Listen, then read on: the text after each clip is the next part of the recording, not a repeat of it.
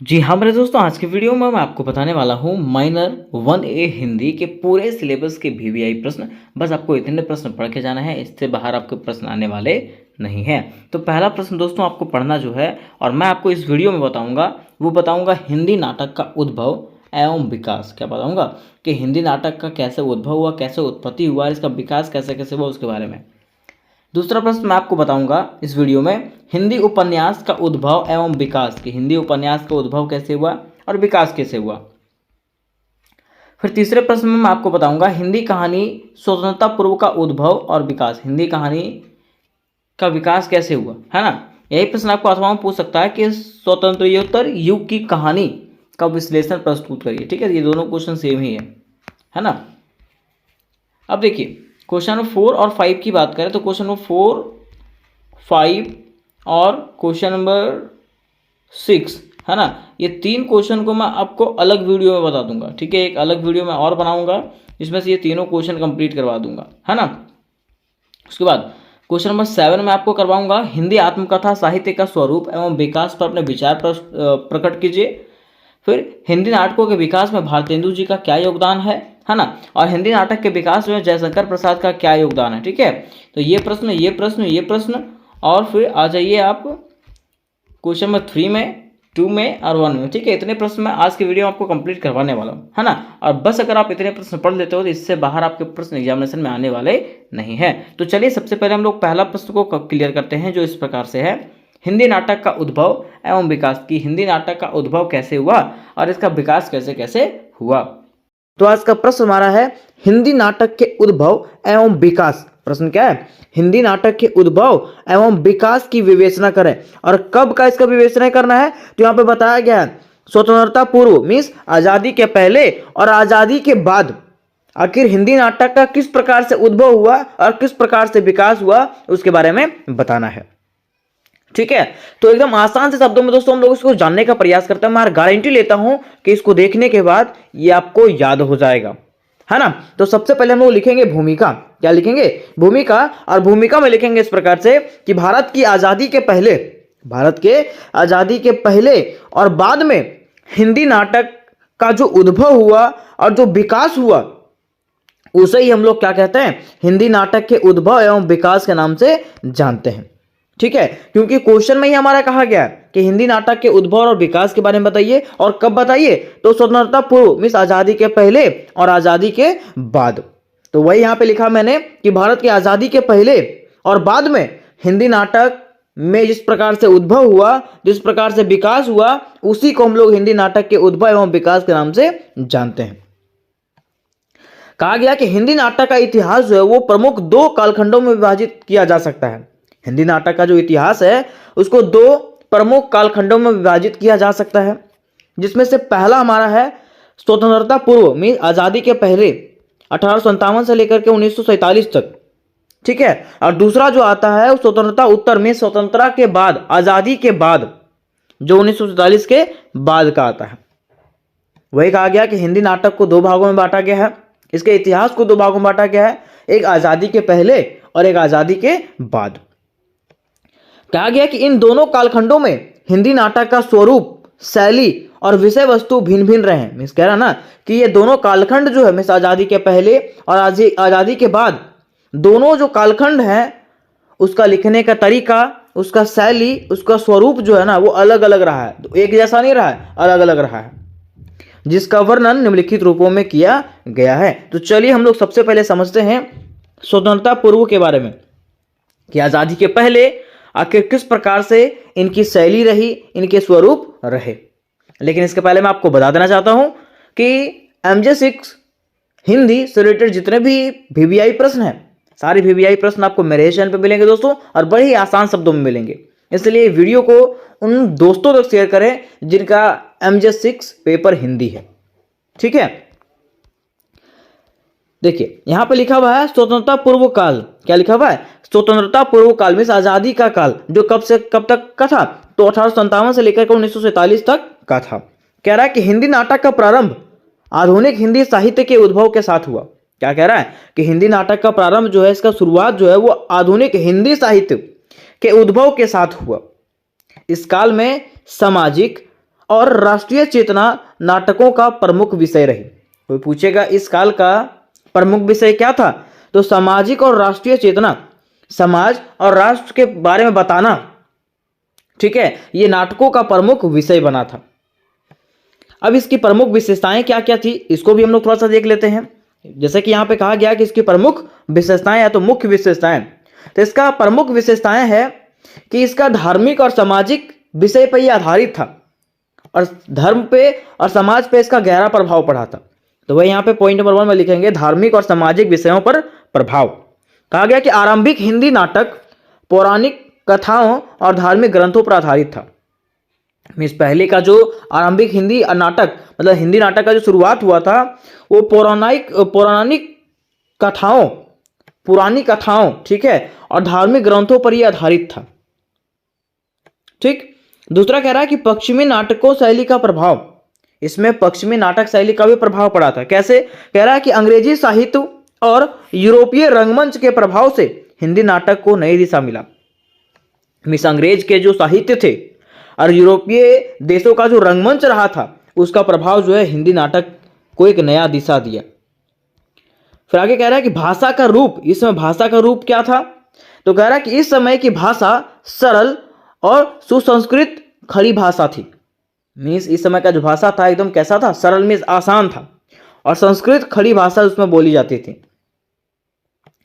कह रहा है कि उस समय जो नाटक था उसमें राष्ट्रीयता का भाव था, राष्ट्रीयता का भावना था। नाटक स्वतंत्रता संग्राम में जन जागृति के माध्यम बना। ठीक है, ये जो नाटक रहा वो क्या रहा था, हमारे स्वतंत्रता संग्राम के लिए, आजादी के संग्राम के लिए क्या बना, एक माध्यम बना, लोगों को जागृत करने का एक माध्यम बना। तो यहां तो दोस्तों हम लोगों ने इसके महत्वपूर्ण विशेषताओं को देख लिया। अब हम लोग समझेंगे इसके चरणों के बारे में कि आखिर किस किस प्रकार से इसका विकास हुआ और उद्भव हुआ था। तो इसका देखिए, इसका प्रारंभिक चरण जो माना जाता है वो 1857 से 1900 ईस्वी के बीच में माना जाता है। कहा गया कि हिंदी नाटक का आरंभ जो है भारतेंदु हरिश्चंद्र के कार्यों से माना जाता है। क्या कहा गया कि हिंदी नाटक का आरंभ जो है वो किससे माना गया, तो भारतेंदु हरिश्चंद्र के कार्यों से माना जाता है। भारतेंदु हरिश्चंद्र जो 1850 से लेकर के 1885 को हिंदी नाटक का जनक कहा जाता है। मीन्स कह सकते हैं कि भारतेंदु हरिश्चंद्र को जो है ना हिंदी नाटक का जनक कहा जाता है, जिनका शासन काल कह सकते हैं, जिनका जीवन काल कह सकते हैं 1850 से लेकर के 1885 तक रहा था। कह रहा है कि उनके प्रमुख नाटक है, उनके प्रमुख नाटक कौन कौन से हैं, तो पहला है अंधेर नगरी। क्या है? अंधेर नगरी, जो समाज पर व्यंग बताया गया था, समाज के बारे में बताया गया था, है ना। दूसरा भारत दुर्दशा, मीन्स भारत राष्ट्रीय चेतना को प्रकट करना। ठीक है, कि भारत की क्या दुर्दशा है उसके बारे में यहाँ पर राष्ट्रीय चेतना के बारे में बताया गया था, हमारे राष्ट्र के प्रॉब्लम्स के बारे में बताया गया था। तो ये किसने लिखा था? भारतेंदु हरिश्चंद्र ने। किसने? भारतेंदु हरिश्चंद्र ने। ठीक है, कह रहा है कि इस समय नाटकों में पौराणिक कथाओं, मीन्स पुरानी कथाओं और सामाजिक और धार्मिक मुद्दों को दर्शाया गया। ठीक है, इस समय के नाटक में जो है पुरानी कथाओं के बारे में और धार्मिक और सामाजिक मुद्दों, हमारा धर्म और समाज का जो मुद्दा है उसको भी दर्शाया गया था नाटक के जरिए से। अब इसका आता है दूसरा चरण, जो इस प्रकार से है। कह रहा है कि राष्ट्रीय चेतना का विकास। दूसरा चरण में क्या हुआ? राष्ट्रीय चेतना का विकास हुआ। तो कैसे हुआ? तो कह रहा है इस काल में नाटक स्वतंत्रता संग्राम और सामाजिक सुधारों का माध्यम बना। इस काल का जो नाटक रहा ना, ठीक है, वो हमारे आजादी का क्या बना? एक माध्यम बना। जिसके प्रमुख नाटककार कौन कौन थे? तो पहले थे जयशंकर प्रसाद। कौन थे? जयशंकर प्रसाद। कहा जाता है कि ये जो है ना ऐतिहासिक और सांस्कृतिक नाटकों के लिए प्रसिद्ध हैं। कौन? जयशंकर प्रसाद जो है ऐतिहासिक और सांस्कृतिक नाटकों के लिए क्या है? प्रसिद्ध हैं। दूसरा कहा गया है स्कंदगुप्त, चंद्रगुप्त और ध्रुव स्वामिनी। ये सब जो है वो क्या थे? इसके प्रमुख नाटककार थे। आगे कह रहा है सियाराम शरण गुप्त और रघुनाथ उपाध्याय। ये सब जो है ना इस काल के, मीन्स कह सकते हैं 1900 ईस्वी से 1947 के एक महत्वपूर्ण नाटककार थे। तो यहां तक हम लोगों ने इसके पहले चरण को देख लिया, जिसमें एक पॉइंट और यहां पे है कि नाटकों में भारतीय इतिहास, परंपराएं और सांस्कृतिक जागृति प्रमुख विषय रहे। ठीक है, मीन्स कह सकते हैं कि इसका दूसरा जो चरण रहा उस समय के नाटक में भारत के इतिहास, भारत के परंपराएं और सांस्कृतिक जागृति जो है ना इसका प्रमुख विषय रहा था। ठीक है, अब हम लोग समझते हैं दोस्तों कि इसका विकास जो है वो आखिर स्वतंत्रता के बाद कैसे हुआ और किस प्रकार से हुआ। मीन्स आज़ादी के बाद, मीन्स भारत की आज़ादी के बाद जो है इसका विकास कैसे हुआ उसके बारे में हम लोग समझते हैं। तो कह रहा है कि स्वतंत्रता के बाद हिंदी नाटक का स्वरूप बदल गया। भारत की आज़ादी के बाद हिंदी नाटक का जो स्वरूप है ना वो क्या हो गया, बदल गया। पहले इसका स्वरूप था कि समाज के मुद्दों को बताना और राष्ट्रीय चेतना के बारे में दर्शाना। अब कह रहा है कि इस दौर में सामाजिक, राजनीतिक और आर्थिक समस्याओं को नाटकों के मुख्य विषय बनाया गया। इस दौर में जो है ना हमारे समाज का, हमारी राजनीति का, हमारे आर्थिक समस्याओं को जो है ना नाटक का मुख्य विषय बनाया गया। कह रहा है इसकी प्रमुख विशेषताएं क्या क्या है। तो समकालीन समस्याएं, पहला है समकालीन समस्याएं। मीन्स कह रहा है ना कि नाटक में जो है ना गरीबी, बेरोजगारी, भ्रष्टाचारी, स्त्री अधिकार और सामाजिक असमानताएं जैसे विषय पर केंद्रित रहे। मीन्स इस नाटक में जो है हमारे गरीबी के बारे में बताया गया, बेरोजगारी के बारे में बताया गया, भ्रष्टाचार के बारे में बताया गया और कई मुद्दे पर यह आधारित था। तो दूसरा कह रहा है रंगमंच का विकास। इसमें क्या हुआ, रंगमंच का विकास हुआ। कह रहा है इस काल में व्यावसायिक और प्रायोगिक रंगमंच का विकास हुआ था। किस काल में, तो कह सकते हैं 1947 के बाद वाले काल में। अब देखिए इसके प्रमुख चरणों की अगर बात करें तो पहला माना जाता है 1950 से लेकर के 1970 तक। कब, 1950 से लेकर के 1970 तक, जिसको अथार्थवादी नाटक कहा जाता है। क्या कहा जाता है, अथार्थवादी नाटक। कहा गया कि इस दौर में नाटक का उद्देश्य समाज में व्याप्त असमानताओं, शोषण और राजनीतिक भ्रष्टाचार को उजागर करना था। इस दौर का जो नाटक था उसका उद्देश्य क्या था, तो समाज में जो असमानताएं फैली हुई है, जो शोषण फैला हुआ है, जो राजनीतिक भ्रष्टाचार फैला हुआ है, उसको लोगों तक बताना, लोगों को उजागर करना। इसके प्रमुख नाटककार कौन कौन थे, तो इसके प्रमुख नाटककार थे मोहन राकेश। कौन थे, मोहन राकेश। कह रहा है हिंदी में नई नाटक विद्या के प्रवर्तक, हिंदी में नई नाटक के प्रवर्तक थे ये। दूसरा इसी में कह रहा है कि आधे अधूरे, आषाढ़ के एक दिन, इसके प्रमुख क्या थे, नाटक थे। इसके दूसरे जो नाटककार थे वो थे धर्मवीर भारती। कौन थे, धर्मवीर भारती, जिन्होंने किसका रचना किया था, तो अंधा युग का, किसका, अंधा युग का रचना किया था। तो ये जो है इसका पहला चरण माना जाता है। फिर देखिए इसके दूसरे चरण की अगर बात करते हैं तो इसका दूसरा चरण माना जाता है आधुनिक हिंदी नाटक। किसको, आधुनिक हिंदी नाटक, जो 1970 के बाद आया। कब आया, 1970 के बाद। कहा गया कि आधुनिक हिंदी नाटक का 1970 के बाद का समय सामाजिक, राजनीतिक और सांस्कृतिक परिवर्तनों का दौर रहा। मीन्स आधुनिक हिंदी नाटक की बात करें तो 1970 के बाद इसका जो विषय रहा वो सामाजिक, राजनीतिक और सांस्कृतिक परिवर्तनों का दौर रहा था। कह रहा इस समय नाटक ने पारंपरिक रूपों से हट करके नए प्रयोगों और मुद्दों को अपनाया। क्या कह रहा है कि इस समय नाटक ने क्या किया, उसका जो परंपरा था उससे हट करके नाटक को एक नया रूप दिया। तो आइए हम लोग इसको आसान शब्दों में समझने का प्रयास करते हैं। देखिए इसका पहला मुद्दा क्या था, सामाजिक मुद्दा पर जोर। इसने क्या किया, सामाजिक मुद्दों पर जोर दिया। कैसे, तो कहा जाता है कि 1970 के बाद हिंदी नाटकों में समाज की समस्याओं को दिखाने पर जोर दिया गया। 1970 के बाद क्या हुआ, हिंदी नाटकों में जो है समाज की समस्याओं को दिखाया गया। उसके साथ साथ गरीबी, बेरोजगारी, शोषण, महिला अधिकार और जाति भेदभाव जैसे मुद्दे प्रमुख रूप से उठाए गए। कब, 1970 के बाद।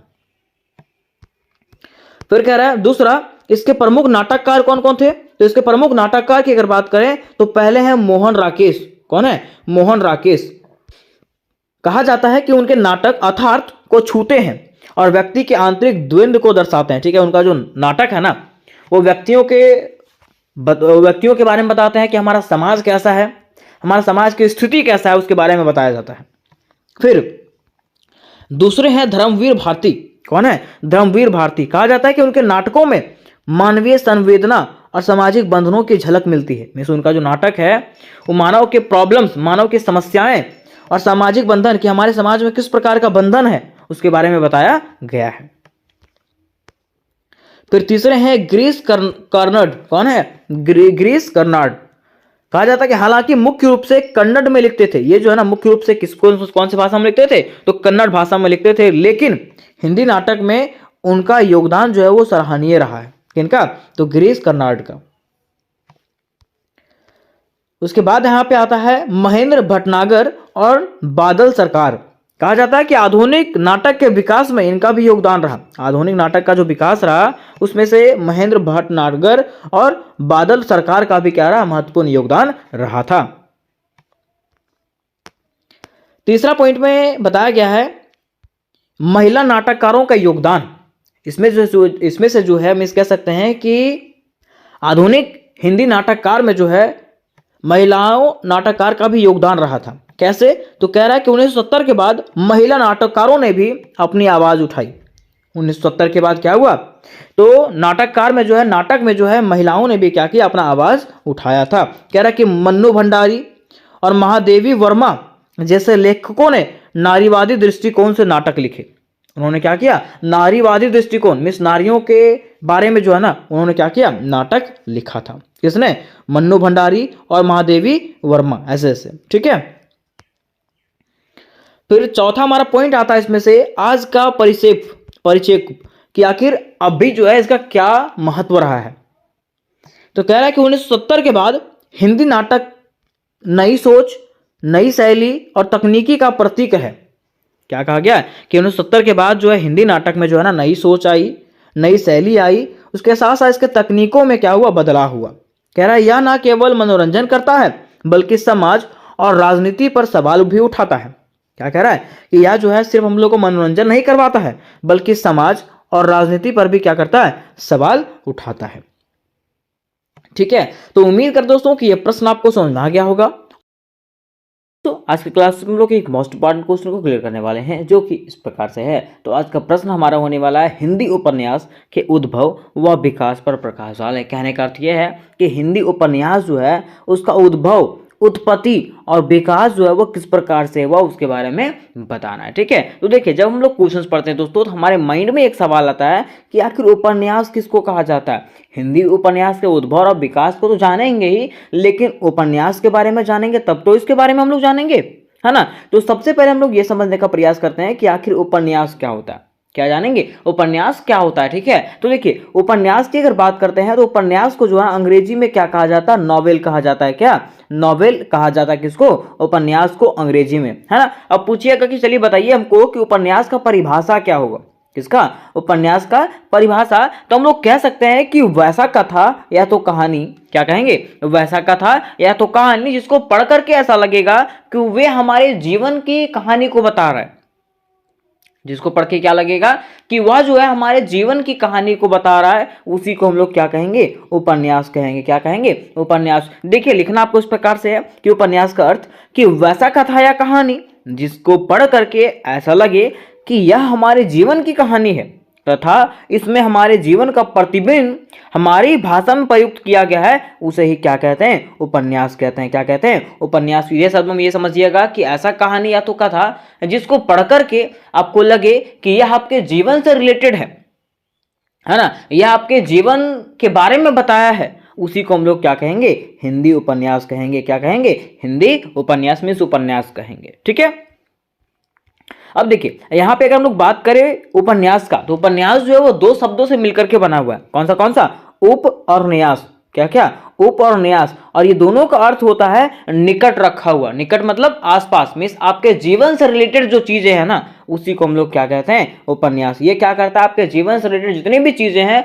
उसके बारे में बताता है, जिसको पढ़ करके आपको लगेगा कि नहीं ये मेरे बारे में ही लिखा हुआ, उसी को हम लोग क्या कहते हैं, उपन्यास कहते हैं। क्या कहते हैं, उपन्यास। ठीक है, अब देखिए मैंने आपको बताया था कि अंग्रेजी में उपन्यास को क्या कहा जाता है, नॉवेल्स कहा जाता है। क्या कहा जाता है, उपन्यास को नॉवेल्स कहा जाता है। ये आपको एमसीक्यू क्वेश्चन में पूछ सकता है, तो इसको ध्यान में रखिएगा। पूछा जाएगा कि अंग्रेजी में उपन्यास को क्या कहा जाता है, तो नॉवेल्स। क्या कहा जाता है, नॉवेल्स कहा जाता है। ठीक है, अब देखिए नेक्स्ट पॉइंट पे आपको देखना है कि हिंदी उपन्यास का उद्भव और विकास एक दिलचस्प यात्रा है। अगर हम लोग हिंदी उपन्यास की उद्भव और विकास की बात करते हैं तो ये जो है ना एक दिलचस्प यात्रा है, जो कि 19वीं शताब्दी के उत्तरार्ध में शुरू हुआ था। 19वीं शताब्दी में ये शुरू हुआ था। क्या, हिंदी उपन्यास का उद्भव और विकास। ठीक है, तो चलिए हम लोग उसको क्लियरली समझने का प्रयास करते हैं। लेकिन उसके पहले मैं आपको बता देना चाहता हूं कि अगर आप लोग मेजर 5 हिंदी की तैयारी कर रहे हो तो इसकी फुल्ली तैयारी दोस्तों आपको इस चैनल पे करवा दिया जाएगा, और कुछ क्वेश्चन आपको करवा दिए गए हैं जो VBI है। ठीक है, तो उसको अगर आप लोग नहीं देखे होंगे तो डिस्क्रिप्शन बॉक्स में उसका लिंक मिल जाएगा, वहां से आप लोग क्वेश्चन क्लियर कर सकते हो। उसके साथ साथ व्हाट्सएप ग्रुप और टेलीग्राम ग्रुप में जुड़ने का लिंक जो आपको डिस्क्रिप्शन बॉक्स में दिया गया है, वहां से आप लोग दोनों ग्रुप में ज्वाइन हो सकते हो। ठीक है, अब देखिए यहाँ पे बातें आती है कि हिंदी उपन्यास का उद्भव, कि आखिर बताइए कि हिंदी उपन्यास का उद्भव कैसे हुआ। ठीक है, तो देखिए कहा जाता है, पॉइंट में आपको लिखना है कि हिंदी उपन्यास का उद्भव 19वीं शताब्दी में भारतेंदु हरिश्चंद्र के समय में हुआ। पूछा जाएगा हिंदी उपन्यास का उद्भव जो है वो कब हुआ, तो 19वीं शताब्दी में। कब? 19वीं शताब्दी में भारतेंदु हरिश्चंद्र के समय में। कब? भारतेंदु हरिश्चंद्र के समय में हुआ था। ठीक है, आगे आपको लिखना है इस काल में हिंदी साहित्य में गद्य लेखन की शुरुआत हुई। इस काल में क्या हुआ? हिंदी साहित्य में गद्य लेखन की शुरुआत हुई थी। नेक्स्ट आगे लिखना आपको कि लाला श्रीनिवास दास का उपन्यास परीक्षा गुरु 1882 हिंदी का पहला उपन्यास माना जाता है। कहा जाता है कि लाला श्रीनिवास दास के द्वारा जो उपन्यास बनाया गया था, कौन सा? परीक्षा गुरु, यह जो है 1882 ईस्वी का हिंदी का पहला उपन्यास माना जाता है। ठीक है, पूछा जाएगा कि पहला उपन्यास कौन सा होता है, तो परीक्षा गुरु, जो किसने लिख दिया था, तो लाला श्रीनिवास दास ने। ठीक है, कहा जाता है कि इससे पहले श्रद्धाराम फिलौरी ने 1870 में एक लघु उपन्यास लिखा था। पूछा गया कि इसके पहले जो है श्रद्धाराम फिलौरी ने जो है क्या किया था, 1870 ईस्वी में एक लघु उपन्यास लिखा था। क्या लिखा था? लघु उपन्यास लिखा था, जिसको कोई जानता नहीं है। ठीक है, अब यहाँ पे बातें आती है कि ठीक है चलिए हम लोग जान गए हिंदी उपन्यास का उद्भव कैसे हुआ, अब हमको बताइए कि इसका विकास, ये डेवलप कैसे कैसे किया, हिंदी उपन्यास जो है वो विकास कैसे कैसे किया। ठीक है, तो लिखना इस प्रकार से है कि भारतेंदु युग के बाद। कब? भारतेंदु युग के बाद प्रेमचंद्र का युग आया। किसका युग आया था? प्रेमचंद्र का युग आया था। और कहा जाता है कि प्रेमचंद्र के युग हिंदी उपन्यास के विकास में महत्वपूर्ण, और प्रेमचंद्र का जो युग रहा था वो हिंदी उपन्यास के विकास में, डेवलपमेंट में क्या रहा था, एक महत्वपूर्ण हिस्सा निभाया था। ठीक है, कहा जाता है कि प्रेमचंद्र ने सामाजिक और आर्थिक मुद्दों पर आधारित उपन्यास लिखे। मीन्स प्रेमचंद्र ने क्या किया, हमारे समाज और आर्थिक मुद्दों, मीन्स हमारे समाज का जो सामाजिक और आर्थिक मुद्दा जो है ना, उस पर से क्या किया, उपन्यास लिखना चालू कर दिया। किसने? प्रेमचंद्र ने। ठीक है, कहा जाता है जिसमें से उन्होंने क्या क्या लिखा, तो गोदान लिखा था, गबन लिखा था, निर्मला लिखा था। ये सब प्रमुख उपन्यास जो है वो किनके हैं? प्रेमचंद्र के। किसके? प्रेमचंद्र के। ठीक है, कहा जाता है कि उनके उपन्यासों ने हिंदी साहित्य को एक नया दिशा दिया। ठीक है, उनके उपन्यासों ने क्या किया, हिंदी साहित्य को जो है एक नया दिशा प्रदान किया और समाज के विभिन्न पहलुओं को उजागर किया। किसके उपन्यास ने? प्रेमचंद्र के उपन्यास ने क्या किया, हिंदी साहित्य को एक नया दिशा प्रदान किया, डायरेक्शन प्रदान किया, ताकि आप क्या कर सको, ग्रो कर सको। उसके साथ साथ समाज के विभिन्न पहलुओं को जो है ना ये उजागर किया था। किसका? प्रेमचंद्र के कहानियों ने। ठीक है, फिर आपको नेक्स्ट पॉइंट पर लिखना है कि इसके बाद स्वतंत्रता युग, स्वतंत्रता युग मतलब समझते हैं कि जैसे आजादी के बाद का युग। ठीक है, उसके बाद का युग में हिंदी उपन्यास ने और भी विविधता प्राप्त की। उसके बाद क्या हुआ, हिंदी उपन्यास ने जो है ना और भी क्या प्राप्त किया, विविधता प्राप्त किया। ठीक है, कहा जाता है इस काल में यशपाल, अज्ञेय और धर्मवीर भारती जैसे लेखकों ने अपने उपन्यास के माध्यम से समाज के विभिन्न मुद्दों को उठाया। ठीक है, इन्होंने क्या किया, हमारे समाज में जो भी मुद्दे थे, जो भी परेशानियां थी, ठीक है, उसको जो है अपनी कहानी के माध्यम से, अपने उपन्यास के माध्यम से लोगों को तक पहुंचाया। किसने किसने?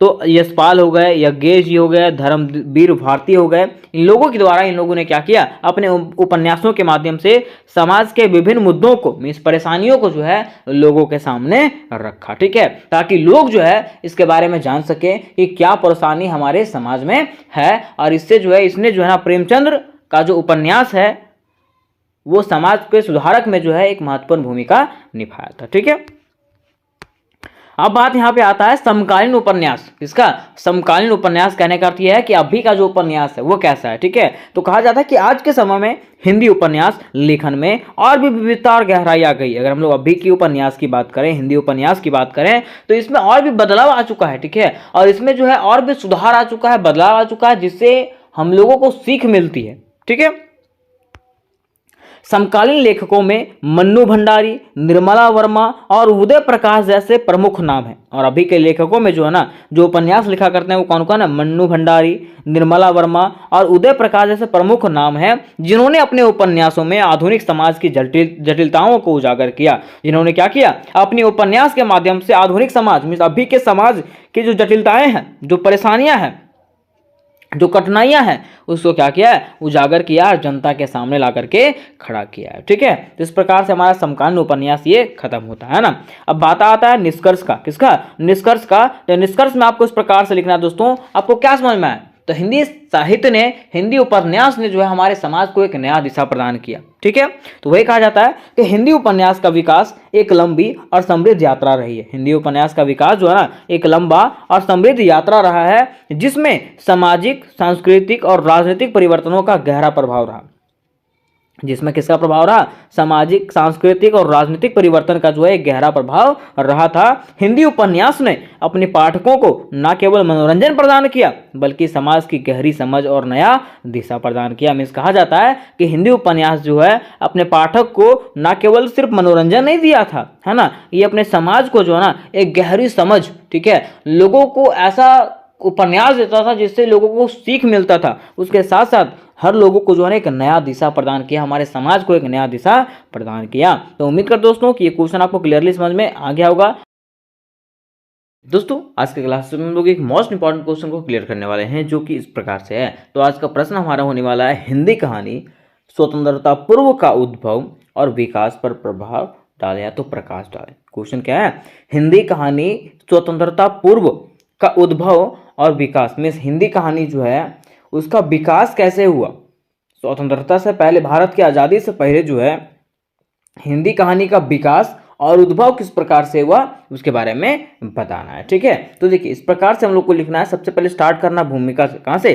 भूमिका से स्टार्ट करना है। लेकिन उसके पहले मैं आपको बता देना चाहता हूँ कि आप लोग मेजर 5 हिंदी का तैयारी कर रहे हो, तो इसका फुल्ली तैयारी आपको इस चैनल पे करवा दिया जाएगा, जिसका लिंक डिस्क्रिप्शन बॉक्स में दिया गया है। कुछ क्वेश्चन करवाया भी गया है, जो वहां से आप लोग डिस्क्रिप्शन बॉक्स से जाकर के देख सकते हो। ठीक है, सबसे पहले लिखेंगे भूमिका। भूमिका में लिखेंगे इस प्रकार से कि हिंदी कहानी में भारत की आज़ादी से पहले किए गए उन्नति और विकास को ही हिंदी कहानी स्वतंत्रता पूर्व का उद्भव और विकास कहते हैं। कहा गया है कि हिंदी कहानी में, इसमें हिंदी कहानी में भारत की आज़ादी से पहले जो विकास हुआ और जो उन्नति हुआ, उसी को हम लोग क्या कहते हैं? हिंदी कहानी स्वतंत्रता पूर्व का उद्भव और विकास कहते हैं। ठीक है, आप ये चीज समझ गए होंगे कि हिंदी कहानी स्वतंत्रता पूर्व का उद्भव और विकास किसको कहते हैं, है ना।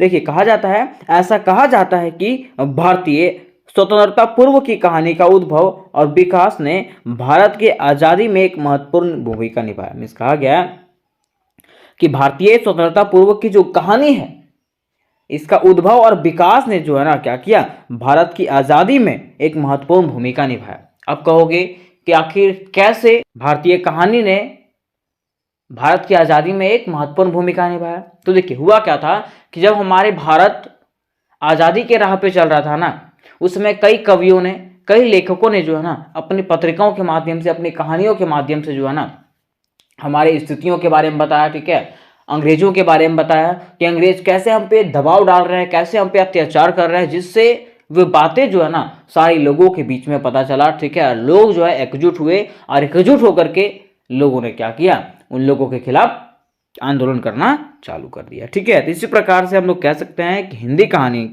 कहानी ने भारतीय स्वतंत्रता में एक महत्वपूर्ण योगदान निभाया था। ठीक है, देखिए लिखना आगे कि स्वतंत्रता पूर्व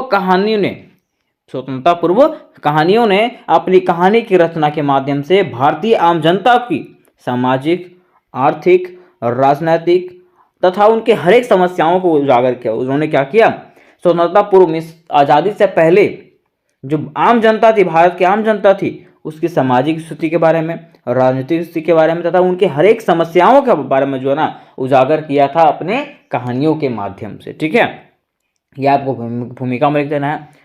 आगे आपको इस प्रकार से लिखना है कि हिंदी कहानी का स्वतंत्रता पूर्व का उद्भव और विकास, आपको टॉपिक बनाना है। लिखना है कि हिंदी कहानी का स्वतंत्रता पूर्व का उद्भव और विकास भारतीय साहित्यिक परंपरा की एक महत्वपूर्ण और समृद्ध धारा है। मीन्स हिंदी कहानी का जो स्वतंत्रता पूर्व का आजादी से पहले का जो उद्भव और विकास जो है ना, वो भारतीय साहित्यिक परंपरा का क्या है, एक महत्वपूर्ण और समृद्ध धारा है। क्या है, महत्वपूर्ण और समृद्ध धारा है। क्या कहा गया है कि स्वतंत्रता पूर्व की हिंदी कहानी ने सामाजिक, सांस्कृतिक और साहित्यिक परिवर्तन को दर्शाया। स्वतंत्रता पूर्व का जो हिंदी कहानी है उसने क्या किया, सामाजिक, सांस्कृतिक और साहित्यिक परिवर्तन को दर्शाया है। ठीक है, और भारतीय समाज की जटिलताओं को व्यक्त किया, और भारतीय समाज में जो जटिलता है, ठीक है, उसको क्या किया, व्यक्त किया। ठीक है, देखिए कहा जाता है कि हिंदी कहानी का स्वतंत्रता पूर्व का उद्भव और विकास का विस्तृत वर्णन इस प्रकार से। हम इस हिंदी कहानी का स्वतंत्रता पूर्व में आजादी के पहले का जो उद्भव और विकास का जो विस्तृत वर्णन है ना, वो निम्नलिखित रूपों में किया गया है। ठीक है, तो चलिए देखते हैं कि क्या बात है यहाँ पे। देखिए कहा जाता है कि हिंदी कहानी का प्रारंभ कैसे हुआ। लोगों के मन में ये सवाल आता है कि आखिर हिंदी कहानी का प्रारंभ जो है ना वो कैसे हुआ।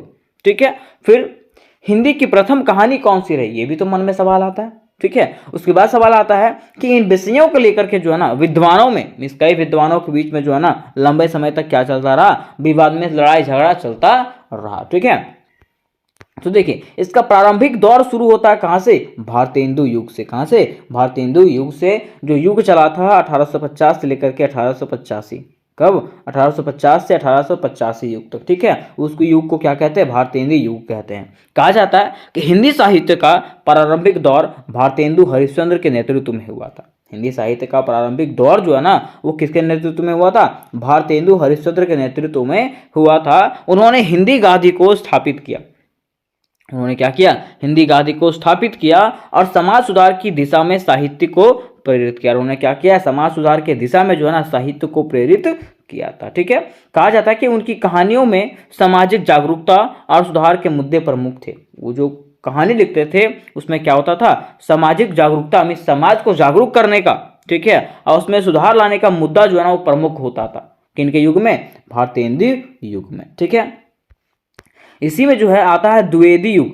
क्या आता है, द्विवेदी युग। ठीक है, जिसका युग था 1885 से लेकर के 1918। कहा जाता है कि महावीर प्रसाद द्विवेदी के समय में हिंदी साहित्य में एक नई दिशा मिली। हुआ क्या कि जब द्विवेदी युग चल रहा था ना उस समय हिंदी कहानी को जो है क्या मिला, एक नया दिशा मिला। क्या मिला, एक नया दिशा मिला था।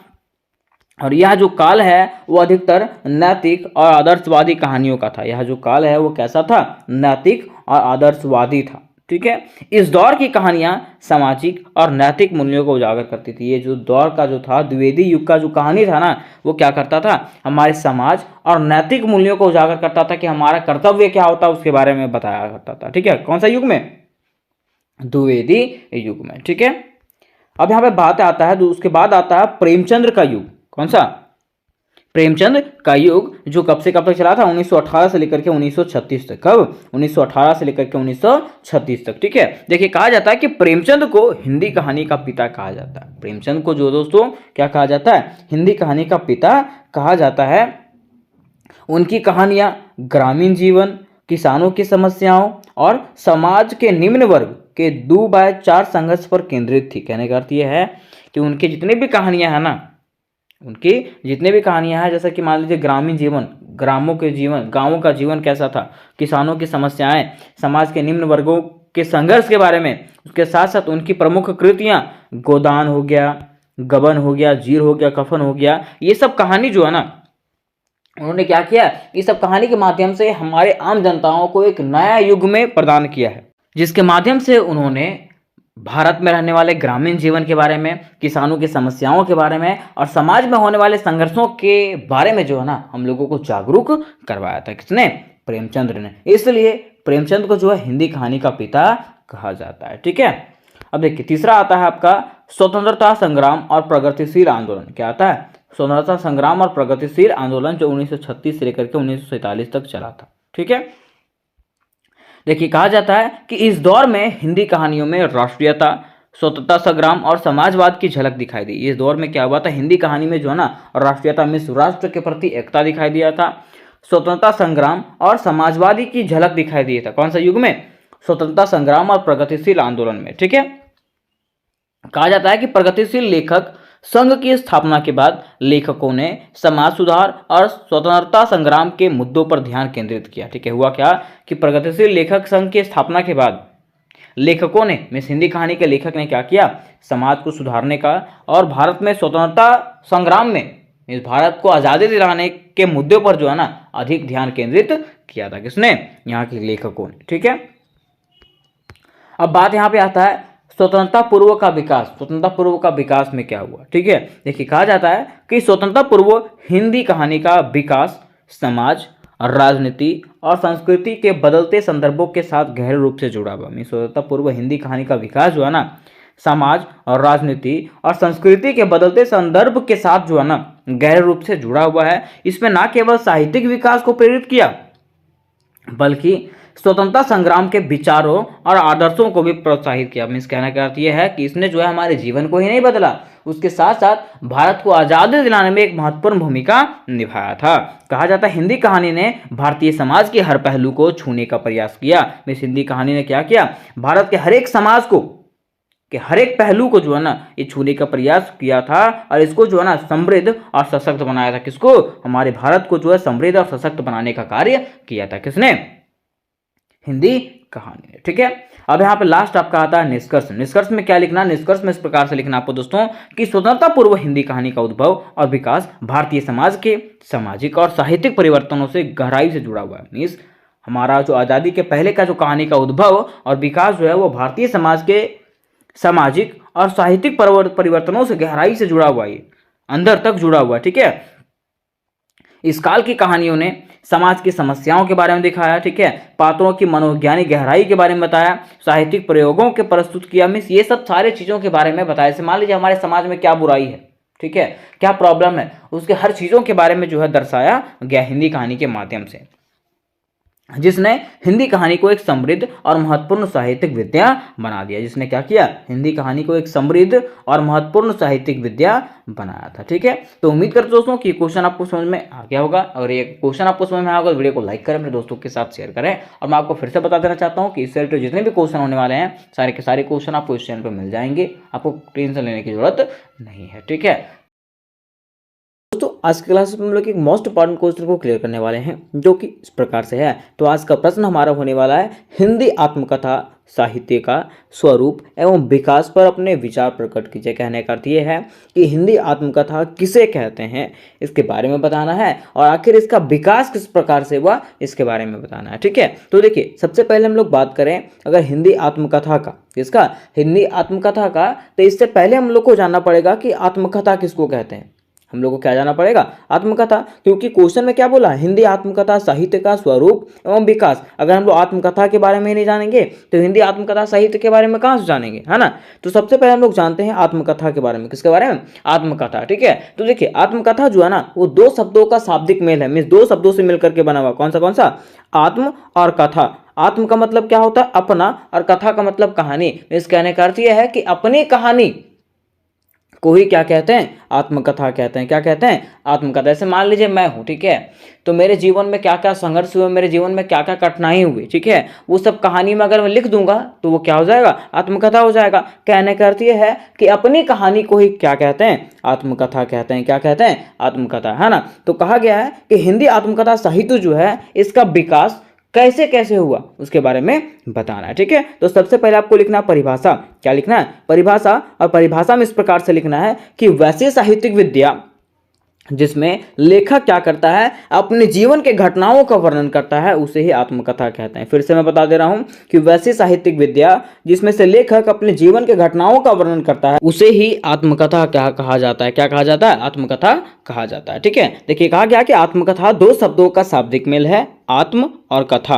कौन सा? आत्म और कथा। ठीक है, जिसमें से आत्म का मतलब होता है अपना, आत्म का अर्थ क्या होता है? अपना, और कथा का अर्थ होता है कहानी। ठीक है, अर्थात कहा जा सकता है कि अपने जीवन के घटनाओं के वर्णन को, अपने जीवन में जो घटनाएं हैं उसको वर्णन करने की विधि को हम लोग क्या कहते हैं? आत्मकथा कहते हैं। क्या कहते हैं? आत्मकथा। परिभाषा इस प्रकार से लिख सकते हो कि अपने जीवन के घटनाओं के वर्णन को ही हम लोग क्या कहते हैं? आत्मकथा कहते हैं। क्या कहते हैं दोस्तों? आत्मकथा कहते हैं। ठीक है, अब बातें यहाँ पे आती है कि आत्मकथा का अर्थ बताइए। किसका? आत्मकथा का अर्थ बताइए। तो इस प्रकार से लिखना कि आत्मकथा को अंग्रेजी में ऑटोबायोग्राफी कहा जाता है। आत्मकथा को अंग्रेजी में ऑटोबायोग्राफी कहा जाता है। आपने कभी सुना होगा कि महात्मा गांधी की ऑटोबायोग्राफी लिखी है ना। उसके साथ आपने सुना होगा कि सरदार वल्लभ भाई पटेल का आत्म बायोग्राफी लिखे, ठीक है, ऑटोबायोग्राफी लिखे, ठीक है। तो इस प्रकार के वर्ड आपने सुना होगा। तो वही ऑटोबायोग्राफी को हम लोग क्या कहते हैं? आत्मकथा कहते हैं। मीन्स अपने बारे में लिखा गया कहानी को ही ऑटोबायोग्राफी कहा जाता है, ठीक है। कहा गया कि जब लेखक स्वयं के जीवन का कार्मिक ब्यौरा प्रस्तुत करता है तो उसे आत्मकथा कहते हैं। मीन्स फिर से कह दिया कि जब लेखक क्या करता है, अपने जीवन का क्रमिक ब्यौरा मीन्स शुरू से अंत तक का ब्यौरा देता है, बयान देता है, उसी को हम लोग क्या कहते हैं? आत्मकथा कहते हैं। क्या कहते हैं? आत्मकथा कहते हैं।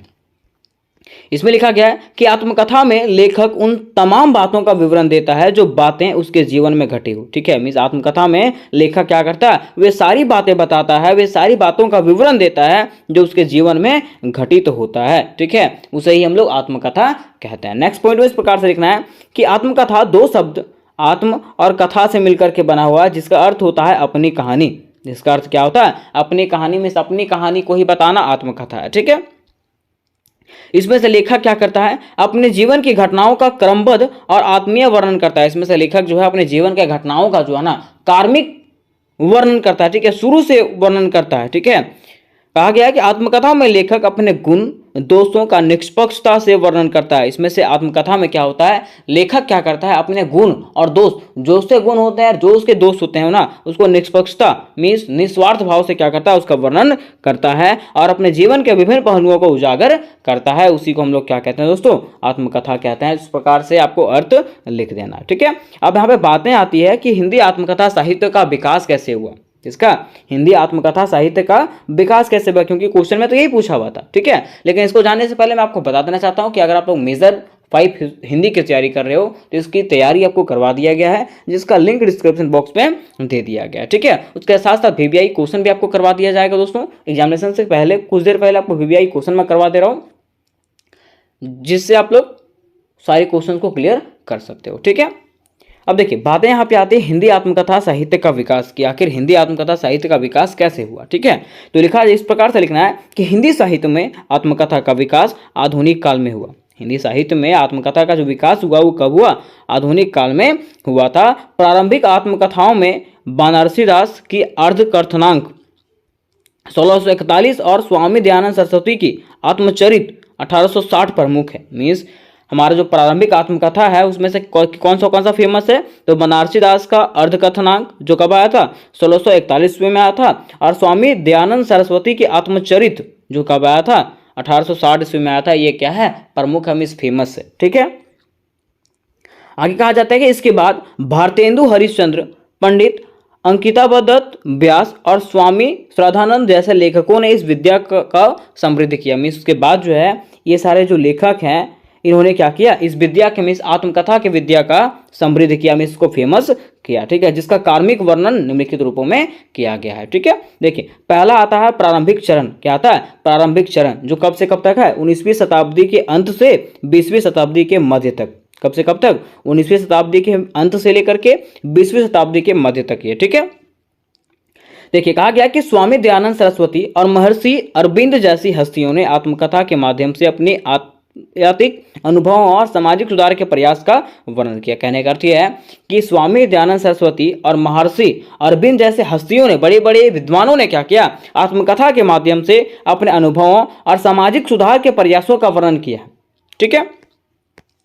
महात्मा गांधी की आत्मकथा सत्य के प्रयोग ने हिंदी आत्मकथा साहित्य में महत्वपूर्ण योगदान दिया। महात्मा गांधी का जो आत्मकथा था क्या? सत्य के प्रयोग, इसने जो है ना हिंदी आत्मकथा साहित्य का जो है ना एक महत्वपूर्ण योगदान दिया था, ठीक है। कहा जाता है कि इस पुस्तक में गांधी जी ने अपने जीवन के संघर्षों, सिद्धांतों और प्रयोगों को विस्तार से बताया। ये जो पुस्तक है उसमें से गांधी जी ने क्या किया था? अपने जीवन के संघर्ष, सिद्धांत और प्रयोगों को जो है ना विस्तार पूर्वक से बताया था, ठीक है। अब देखिए इसके बाद आता है मध्य चरण। मध्य चरण मतलब बीच का चरण, ठीक है। ये कब से कब तक चला था? तो 20वीं सदी के मध्य से 1980 तक। कब से कब तक? 20वीं सदी के मध्य से 1980 तक ये चला था।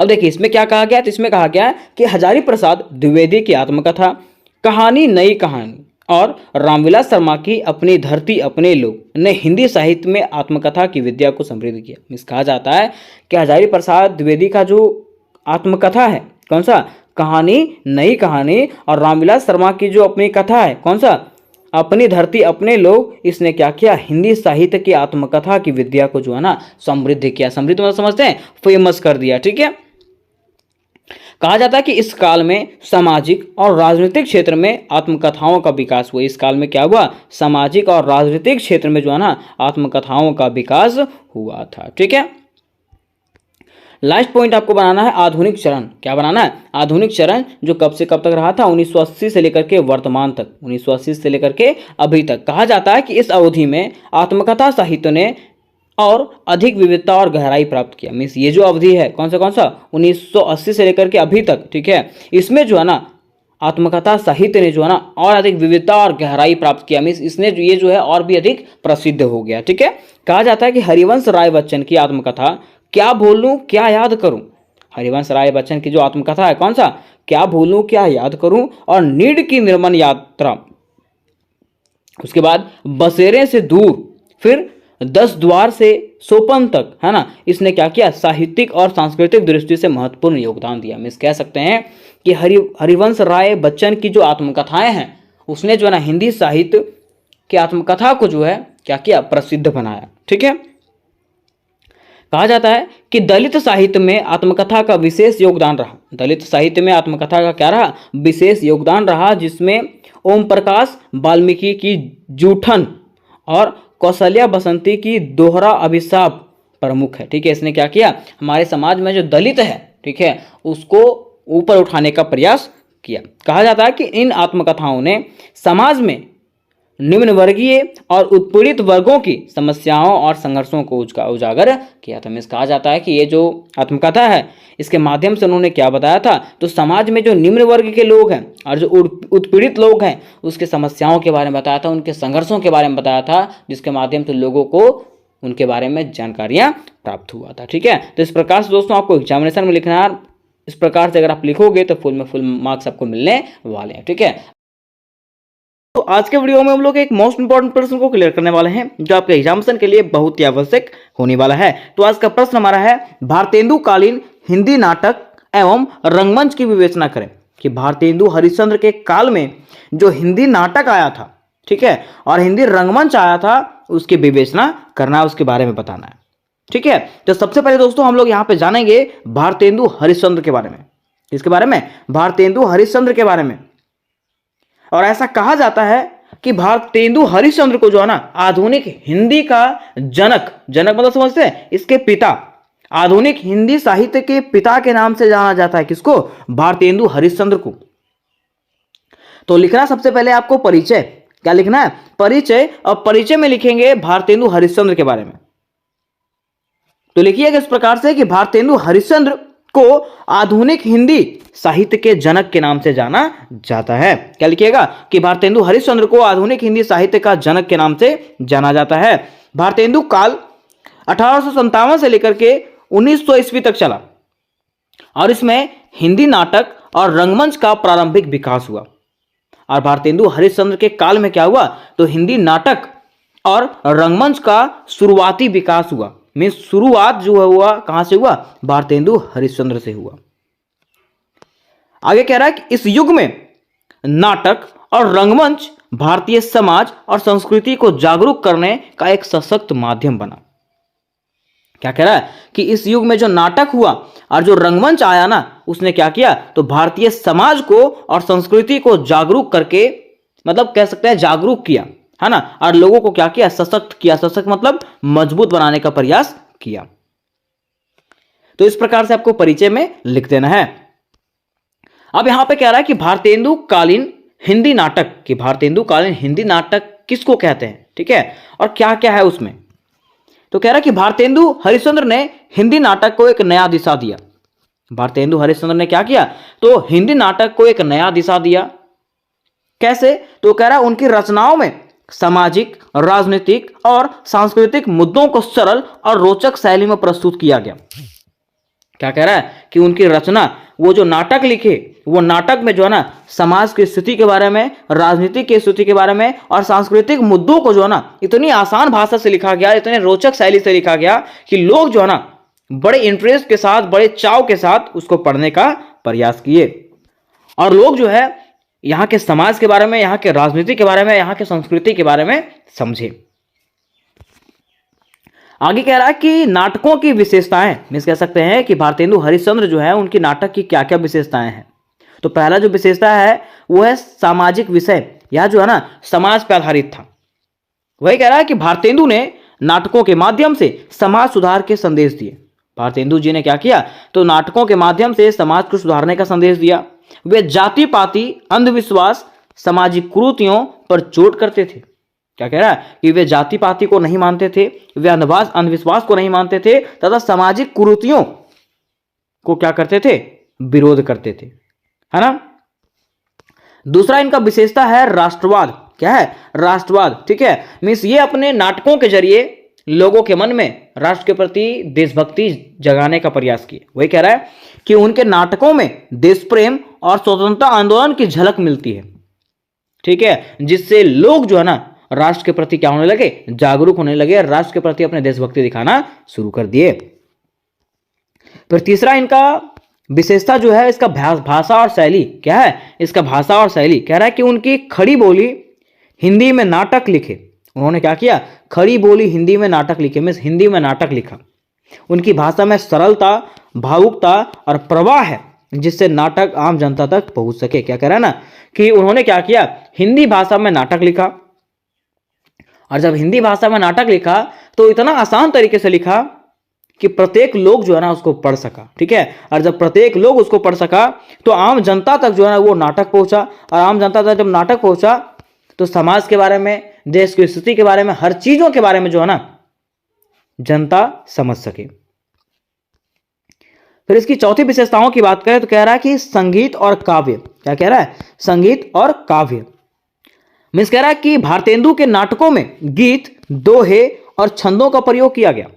भारतेंदु हरिश्चंद्र के नाटकों में जो है ना गीत का प्रयोग किया गया। मीन्स गीत के माध्यम से इन्होंने नाटक बताया, दोहे के माध्यम से बताया, और छंदों का प्रयोग करके जो है ना इन्होंने क्या किया, तो नाटकों को लिखा, जिससे उनकी रचनाएं जो है वो और अधिक रोचक हुई, लोगों को और अधिक इंटरेस्ट आता था, ठीक है। जब बीच बीच में आप गाना लगा दोगे, बीच बीच में आप पोयम कहोगे, है ना, तो उससे क्या होगा, और भी एक कहानी जो है वो रोचक लगेगा, नाटक जो है रोचक लगेगा, है ना।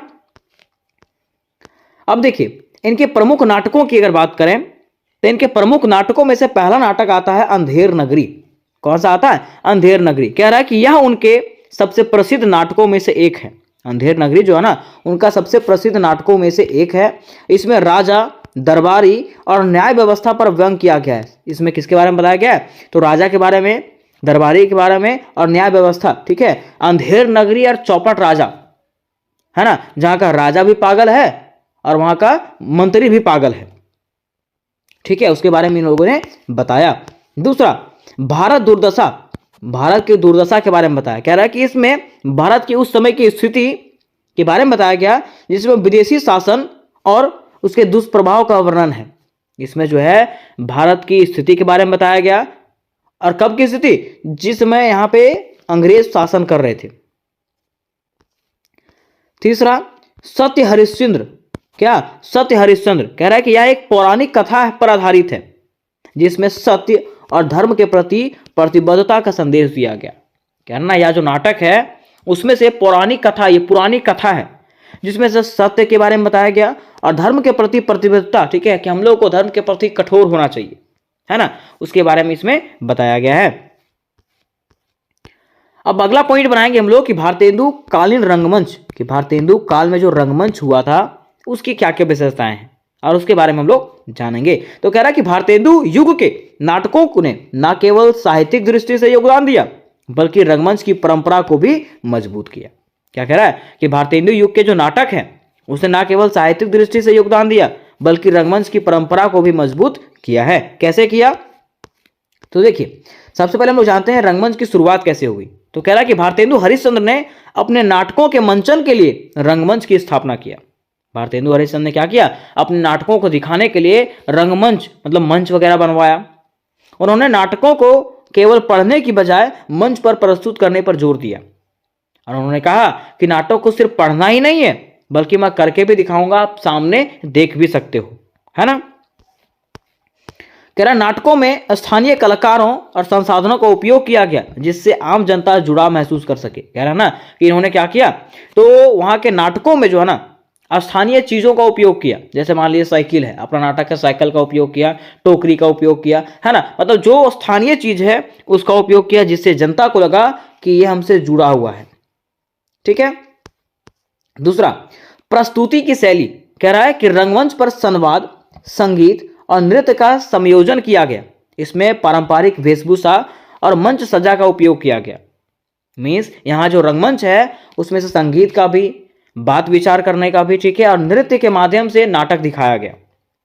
ठीक है। और वो उस प्रकार से जिस प्रकार का नाटक होता था उस प्रकार के वो लोग वेशभूषा भी बनाते थे अपना। फिर कह रहा कि नाटक छोटे छोटे दृश्यों में विभाजित होते थे। नाटक जो है ना छोटा छोटा भाग में विभाजित होता था जिससे दर्शकों का ध्यान बना रहता था। अगला हमारा विशेषता इसका है, कह रहा समाज पर प्रभाव। इसका प्रभाव जो है समाज पे पड़ा। कैसे पड़ा, तो कह रहा रंगमंच ने सामाजिक मुद्दों को उठा करके जागरूकता फैलाने का काम किया। रंगमंच ने क्या किया, तो समाज के मुद्दों को उठाया और जागरूकता फैलाने का काम किया। नाटकों के मंचन ने राष्ट्रीय चेतना और सामाजिक सुधार में योगदान दिया। और जब नाटक के जरिए दिखाया गया, लोगों को करके जब नाटक दिखाया गया तो उससे क्या हुआ, लोगों के मन में राष्ट्रीय चेतना जगी और सामाजिक सुधार का जो है ना योगदान लोगों के मन में आने लगा। कह रहे इन नाटकों ने भारतीय स्वतंत्रता आंदोलन के दौरान जनता को संगठित करने में भूमिका निभाई। और ये सब जो नाटक थे उसने क्या किया, तो भारतीय स्वतंत्रता आंदोलन, इस भारत की आजादी दिलाने के लिए जो है ना एक महत्वपूर्ण भूमिका निभाए थे। अब कह रहा है कि भारतेंदु युग की महत्वता। ठीक है, कि भारतेंदु युग की क्या महत्व रहा। कह रहा है कि भारतेंदु कालीन नाटक और रंगमंच ने हिंदी साहित्य को नया दिशा दिया। क्या कह रहा है कि भारतेंदु काल का जो नाटक था और जो रंगमंच था उसने क्या किया, हिंदी साहित्य को एक नया दिशा दिया। हम इस कह सकते हैं कि विकास किया इसका। दूसरा कह रहा है कि यह युग जो है भारतीय समाज में परिवर्तन और जागरूकता का प्रतीक है। ठीक है, मीन्स कहा गया है कि इस युग में भारतीय समाज में कई प्रकार के परिवर्तन हुए और लोग जो है जागरूक हुए। तीसरा कह रहा है कि उनके प्रयासों से हिंदी रंगमंच की नींव पड़ी। उनके प्रयास से क्या हुआ, हिंदी रंगमंच की नींव पड़ी, जिसने आगे चल करके इसे और अधिक क्या बना दिया, समृद्ध बना दिया, फेमस बना दिया। तो यहां तक दोस्तों हम लोगों ने ये क्वेश्चन को बड़े आसान शब्दों में डील कर लिया और मैं उम्मीद करता हूं कि आप समझ भी गए होंगे। और अंत में आती है इसके निष्कर्ष की बारी। तो लिखेंगे इस प्रकार से कि इस प्रकार भारतेंदु हरिश्चंद्र के नाटक और रंगमंच ने हिंदी साहित्य को केवल एक साहित्य धारा तक सीमित नहीं किया, इसे समाज सुधार और राष्ट्रीय चेतना का भी माध्यम बनाया। मिस कह रहा है कि इससे जो है हमारे समाज सुधार के भी बातें हम लोगों के मन में आई और राष्ट्रीय चेतना में राष्ट्र के बारे में भी लोगों को सोचने के लिए मजबूर किया गया। तो उम्मीद करते मेरे दोस्त कि ये प्रश्न आपको समझ में आया होगा। आज की वीडियो में हम लोग एक क्वेश्चन डील करने वाले हैं। क्वेश्चन आपका इस प्रकार से रहेगा कि हिंदी नाटक के विकास में जयशंकर प्रसाद की भूमिका का उल्लेख करें। ठीक है, देखिए ये जो क्वेश्चन है ना आपके हर एक एग्जाम के लिए इंपॉर्टेंट है, चाहे वो सेमेस्टर 1 का हो, 2 का हो, हर एक एग्जाम के लिए क्या है ये इंपॉर्टेंट है। ठीक है, तो ये सभी विद्यार्थियों के लिए ऐसा नहीं है कि ये सेमेस्टर 1 वालों के लिए है, ठीक है, या तो सेमेस्टर 2 वालों के लिए, ठीक है, या तो सिर्फ सेमेस्टर 6 वालों के लिए। ठीक है, जहां पे भी आपको क्वेश्चन मिलता है हर लोगों के लिए क्या है, नेसेसरी है, क्योंकि आने वाले एग्जाम में जो है ना हर एक एग्जाम में जो है ये क्वेश्चन नेसेसरी रूप से पूछा जाता है। ठीक है, तो इसलिए मैं ये क्वेश्चन आपको बताने वाला हूँ। देखिए क्वेश्चन आपका इस प्रकार से है कि हिंदी नाटक के विकास में, कि आखिर हिंदी नाटक जो हुआ था उसका विकास में जयशंकर प्रसाद की क्या भूमिकाएं थी। ठीक है, उसको क्या करना, उल्लेख करना, उसको बताना कि जयशंकर प्रसाद कौन थे और वो हिंदी नाटक के विकास में क्या भूमिका निभाए थे। ठीक है, तो चलिए हम लोग को स्टार्ट करते हैं और जानते हैं इसके बारे में कि आखिर कैसे जयशंकर प्रसाद ने हिंदी नाटक के विकास में अपने योगदान दिया, अपनी भूमिका दिया। ठीक है, उसको हम डिटेल से जानते हैं।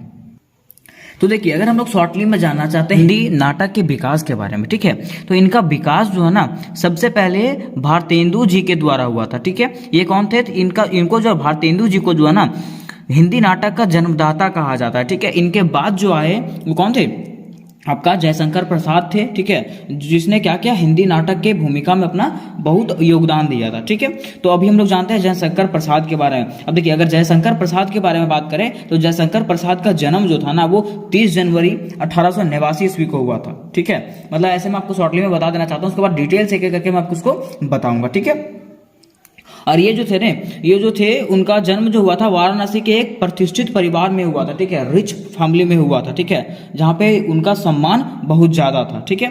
और उनका जो था ना, उनका पिताजी का जो मृत्यु था उनके जन्म के कुछ दिनों के बाद ही हो गया था, ठीक है, जिसके कारण उनके कंधों पे बोझ आ गया था और वे बोझ के कारण जो है ना पढ़ाई कर नहीं पाए थे, ठीक है। मतलब 7-8 तक वो पढ़ाई किए थे, उसके बाद वो पढ़ाई नहीं कर पाए थे। उसके बाद जितना भी वो पढ़ाई किए थे, जितना भी चीज़ों का ज्ञान उनको हुआ, वो खुद से वो पढ़ करके अपना ज्ञान को अर्जित किए थे, ठीक है। इस प्रकार से आपका जयशंकर प्रसाद का जीवनी था, ठीक है। इस प्रकार से जयशंकर प्रसाद थे, ठीक है। तो हम लोग क्या करेंगे, अब इसको डिटेल से जानेंगे, भूमिका जानेंगे, एक एक करके इसको हम लोग विस्तार जानेंगे कैसे इसका विकास हुआ। तो चलिए हम लोग इसको डिटेल से जानते हैं। यहाँ तक हम लोगों ने इसको विस्तार से जान लिया था, ठीक है। इसके जो आपका परिचय था जयशंकर प्रसाद के बारे में, ये शॉर्टली में हम लोग जान गए, ठीक है। अब हम लोग इसको क्या करते हैं, विस्तार पूर्वक जानते हैं, ठीक है। देखिए, क्वेश्चन आपका इस प्रकार से रहेगा कि हिंदी नाटक के विकास में जयशंकर प्रसाद की भूमिका का उल्लेख करें कि आखिर हिंदी नाटक का जो विकास हुआ उसमें से जयशंकर प्रसाद की क्या भूमिका रही, ठीक है। तो सबसे पहले हम लोग दोस्तों जयशंकर प्रसाद के बारे में जानेंगे। इसके बारे में, जयशंकर प्रसाद के बारे में कि आखिर जयशंकर प्रसाद थे कौन। तो चलिए जानते हैं। पहले हम लोग लिखेंगे भूमिका में लिखेंगे किसके बारे में, जयशंकर प्रसाद के बारे में। बताया गया है जयशंकर प्रसाद का जन्म 30 जनवरी 1889 ईस्वी में उत्तर प्रदेश के काशी में हुआ था। पूछा जाएगा कि जयशंकर प्रसाद का जन्म कब हुआ था, तो कब हुआ था, 30 जनवरी 1989 ईस्वी में हुआ था। और कहाँ पे हुआ था, उत्तर प्रदेश के काशी में हुआ था। कहाँ पे, उत्तर प्रदेश के काशी में इसका जन्म हुआ था, ठीक है। बताया जाता है प्रतिभा से भरे पूरे जयशंकर प्रसाद जी का जन्म वाराणसी के एक प्रतिष्ठित परिवार में हुआ था, ठीक है। यहाँ पे देखिए बताया गया है कि ये जो जयशंकर प्रसाद जो थे पूरे प्रतिष्ठा से भरे हुए थे, पूरा ज्ञान से भरे हुए थे, ठीक है।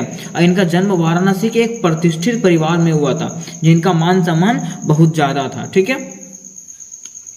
आगे बताया गया है कि बचपन में ही पिता के निधन से पारिवारिक उत्तरदायित्व का बोझ उनके कंधों पर आ गया था, ठीक है।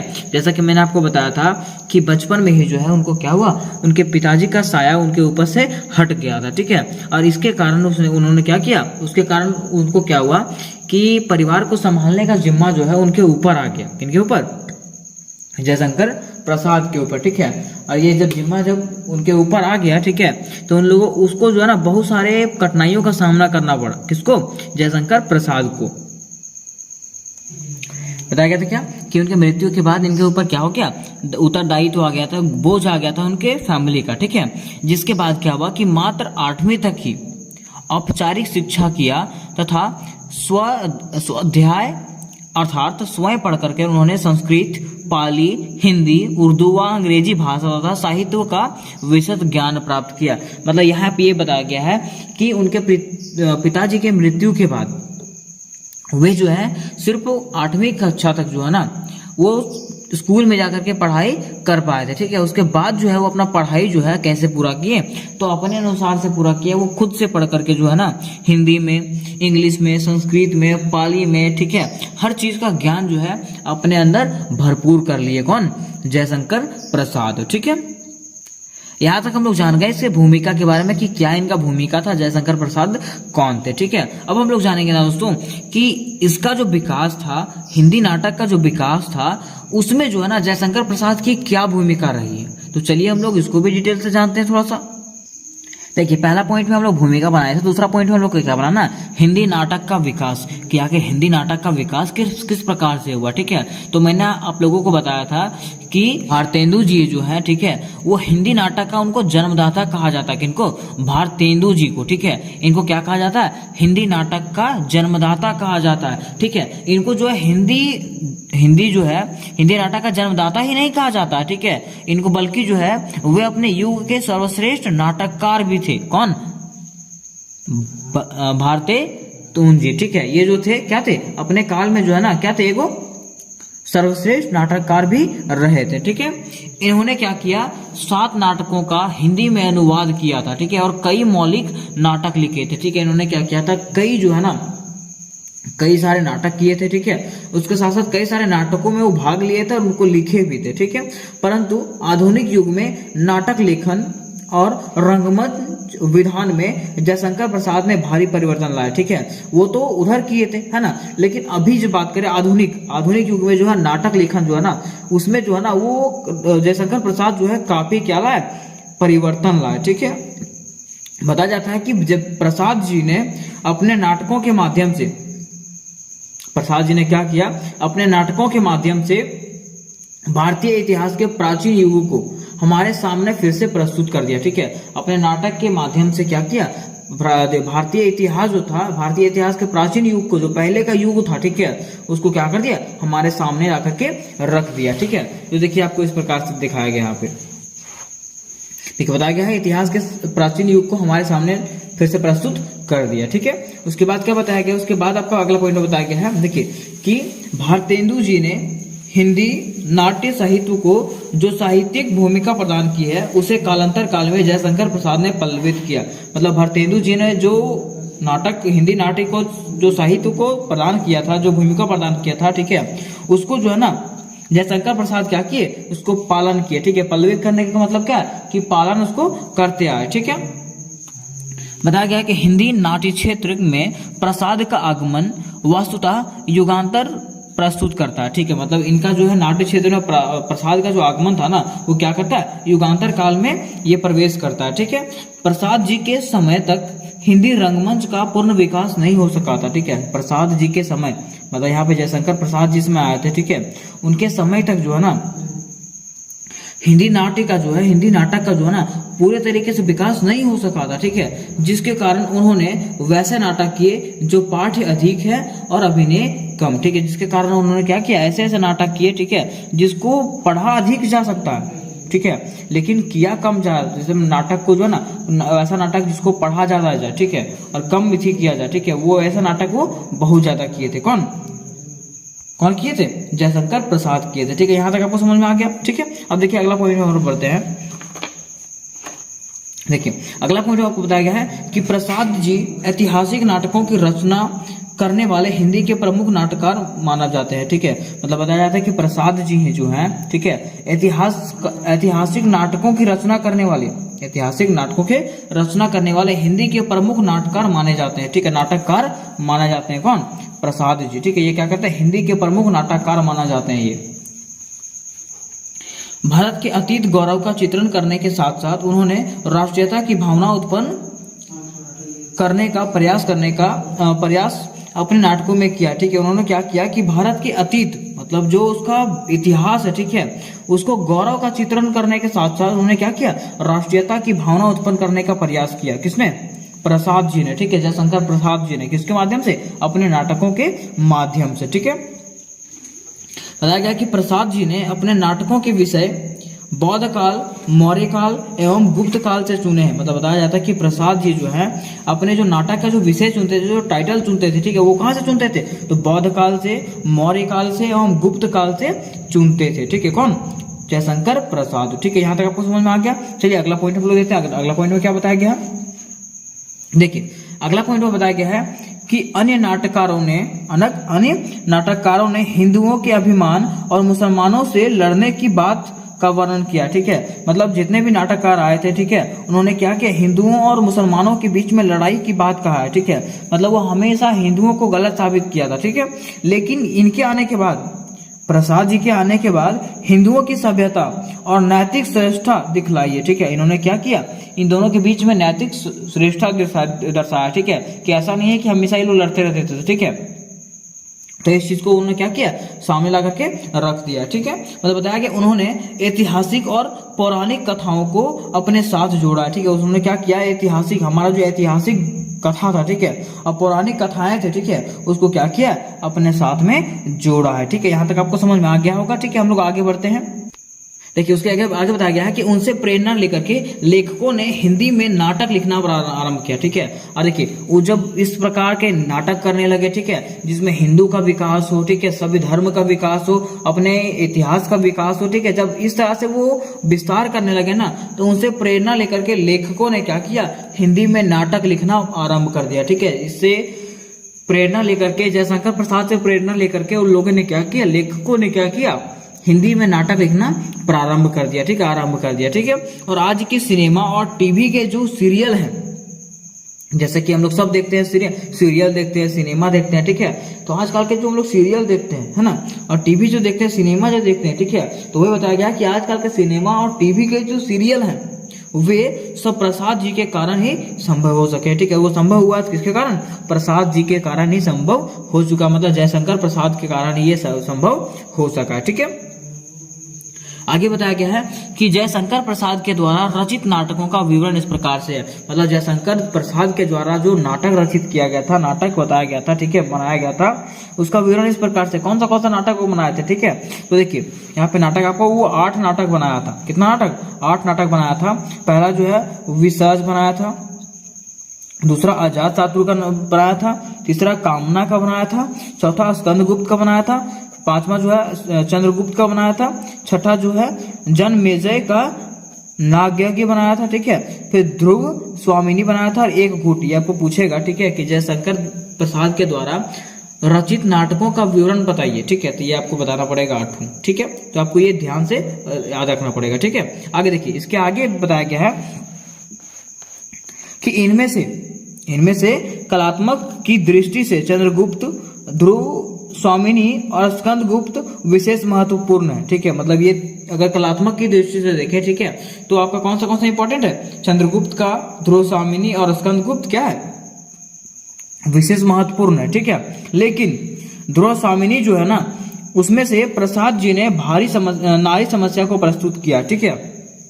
लेकिन जो वो ध्रुव स्वामिनी का जो नाटक किए थे, ठीक है, उसमें से आखिर क्या बताया, ठीक है, तो उसमें से क्या बताया, नारी के समस्या का उल्लेख किए हैं, कौन, जयशंकर प्रसाद, ठीक है। नारी के समस्या के बारे में बताया है कि आखिर नारियों को क्या क्या समस्याएं झेलना पड़ती है, ठीक है, तो उसके बारे में बताया है कौन, जयशंकर प्रसाद, ठीक है। देखिए इसके आगे फिर बताया गया आपको, बताया गया कि जो घटनाएं प्रसाद जी के नाटक में वर्णित है वे आज सिनेमा में भी देखने को मिलती है, ठीक है। मतलब वैसा घटना है, ठीक है, जितना घटना जयशंकर प्रसाद के नाटक में वर्णित है, ठीक है, वे जो है ना, वो सारे घटना जो है आजकल के सिनेमा में देखने को मिलता है, ठीक है। ताकि हम लोग जान रहे हैं, देखते हैं अभी कभी कोई फिल्म निकलता है, उसमें गाना नहीं मिलता है, ठीक है, गाना नहीं मिलता है, तो लोग पुराना गाना कोई क्या करता है, न्यू वर्जन करके डालता है, ठीक है। तो वही जो है ना, पुराने नाटकों का वर्णित करके जो है आज के सिनेमा में हम लोग को दिखाया जाता है, ठीक है। फिर नाटकों के पात्र और संदर्भ के अनुसार प्रसाद जी ने गीतों को लिखा था, मतलब बताया गया है कि जैसा कंडीशन रहता था, ठीक है, उस प्रकार से क्या करते थे जयशंकर प्रसाद जो है ना, उनके गीत लिखा करते थे। मान लीजिए जैसा कंडीशन रहेगा उस हिसाब से काम कीजिएगा आप, ठीक है। वही लिखा हुआ कि अपने कंडीशन के हिसाब से वो क्या करते थे, गीतों को लिखा करते थे, ठीक है। आज सिनेमाओं में गीतों का होना जरूरी है, और आज जो है सिनेमा, अगर मान लीजिए फिल्म है, ठीक है, तो फिल्म में गाना होना क्या है, अति आवश्यक है, जरूरी है ना। यह प्रसाद जी के ही प्रभाव है, ठीक है। यह जो है किसका प्रभाव है, प्रसाद जी के ही प्रभाव है, ठीक है। बताया जाता है कि प्रसाद जी ने ही जिस दृश्य का कल्पना किया था आज वही दृश्य सिनेमा में दिखाए जाते हैं, ठीक है। मतलब बताया गया कि प्रसाद जी जो है, ठीक है, जयशंकर प्रसाद जी है, जो जिस चीज का कल्पना वो पहले किए थे, ठीक है, कि आने वाले समय में जो है ना इस चीज का चलन बहुत ज्यादा हो जाएगा, फिल्म का चलन बहुत ज्यादा हो जाएगा, नाटक का चलन बहुत ज्यादा चलन हो जाएगा, ठीक है। तो वही चलन क्या हो गया, आजकल के जिंदगी में प्रवेश कर चुका है, ठीक है। तो यहां तक हम लोग समझ गए, ठीक है, कि यहाँ पे क्या हुआ कि जयशंकर प्रसाद जो है क्या किया वो, कि हिंदी नाटक का वो विकास किया, ठीक है। और जब विकास किया ना, तो वही चीजों को उठा करके अभी जो हिंदी सिनेमा जो दिया जाता है, ठीक है, सिनेमाएं जो दिखाया जाता है उस सब में परिवर्तित किया जाता है, ठीक है, उसमें ये यूज किया जाता है, ठीक है। फिर आगे देखिए बताया गया है कि आज के नाटकों और सिनेमाओं में जो कुछ भी है वह प्रसाद जी के ही देन है। मतलब बताया गया है कि आजकल के जो नाटक होते हैं, ठीक है, और सिनेमा जो होते हैं, फिल्म जो होते हैं, ठीक है, उसमें से कुछ भी जो दिया हुआ है, ठीक है, वो सब किसका है, प्रसाद जी का ही देन है, मतलब जयशंकर प्रसाद का ही देन है, ठीक है। अगर वो हिंदी नाटकों का शुरुआत नहीं करते, ठीक है, हिंदी नाटकों का शुरुआत नहीं करते, ठीक है, तो क्या ये सब शुरू हो पाता, सिनेमाओं में वे लोग यूज कर पाते, इसको नहीं कर पाते, ठीक है। तो बताया गया कि इसी प्रकार से हिंदी नाटक के विकास में जयशंकर प्रसाद ने महत्वपूर्ण भूमिका निभाई, ठीक है। और इसी प्रकार से क्या किया, जयशंकर प्रसाद ने हिंदी के नाटक विकास में क्या किया, अपना महत्वपूर्ण भूमिका निभाया। ठीक है, मतलब हम लोग यहाँ तक ये समझे, ठीक है, कि जयशंकर प्रसाद जो थे वो क्या किए थे, हिंदी नाटक जो था ना उसमें क्या किया था, महत्वपूर्ण भूमिका निभाए थे। तो कैसे निभाए थे, उन्होंने क्या किया, इसका विचार विस्तार किया। ठीक है, बहुत बढ़िया से विस्तार किया है ना। और इसने क्या किया, साहित्यिक तथा ऐतिहासिक तरीकों से अपने नाटकों के माध्यम से लोगों को क्या किया, जागरूक किया। ठीक है, जिसके बाद क्या हुआ, आने वाला समय जो है अभी फ्यूचर हो गया, अभी जो चल रहा है, ठीक है, उसमें से क्या हो रहा है, पहले वाले बातों का यूज किया जा रहा है। ठीक है, और हिंदी नाटकों का काफी विस्तार हुआ। ठीक है, तो यहाँ तक हम लोग समझ गए कि कैसे हिंदी नाटकों का विस्तार जयशंकर प्रसाद के द्वारा किया गया था। ठीक है, तो उम्मीद करते हैं दोस्तों कि ये क्वेश्चन आपको समझ में आ गया होगा। ठीक है, अगर ये क्वेश्चन का आपको पीडीएफ चाहिए होगा तो नीचे में व्हाट्सएप ग्रुप का लिंक दिया रहेगा। ठीक है, वहां से आप लोग व्हाट्सएप ग्रुप में जुड़ सकते हैं। व्हाट्सएप ग्रुप में आपको सब कुछ सेंड कर दिया जाएगा। ठीक है, तो मिलता है नेक्स्ट वीडियो में, तब तक के लिए जय हिंद जय भारत।